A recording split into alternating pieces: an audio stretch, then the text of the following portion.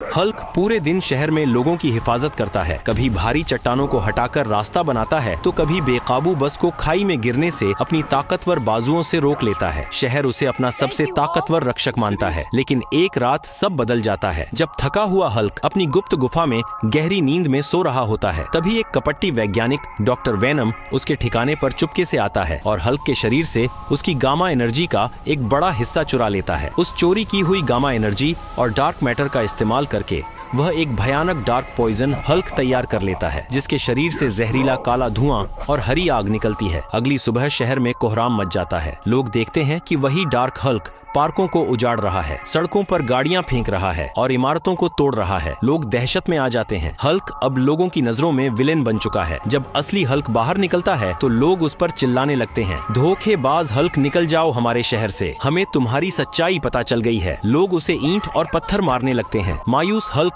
वापस जंगलों की तरफ भागता है और एक पुराने लैब में जाकर अपनी स्थिति को समझता है। उसे पता चलता है कि डार्क पॉइजन हल्क को हराने के लिए उसे अपनी बची हुई शक्ति को एक नए गामा टाइटन आर्मर में बदलना होगा। कड़ी मेहनत के बाद हल्क एक चमकदार सुनहरे और हरे रंग का गामा टाइटन आर्मर तैयार करता है। जैसे ही वह यह कवच पहनता है, धरती कांपने लगती है और उसकी ताकत दोगुनी हो जाती है। वह डार्क पॉइजन हल्क से भिड़ने के लिए शहर के बीचों बीच पहुंचता है। उधर डॉक्टर वेनम भी अपने डार्क हल्क के साथ तैयार था। दोनों के बीच भयंकर टक्कर होती है। एक मुक्के से जमीन फट जाती है और दूसरे से आसमान गूंज उठता है। लेकिन धीरे धीरे असली हल्क की सांसें फूलने लगती हैं, क्योंकि गामा टाइटन आर्मर की असली ताकत लोगों के भरोसे और प्यार से ही जागती है। तभी हल्क गिरते गिरते लोगों से कहता है, दोस्तों, मेरी ताकत खत्म हो रही है, प्लीज जल्दी से लाइक और सब्सक्राइब कर दो, वरना बुराई जीत जाएगी।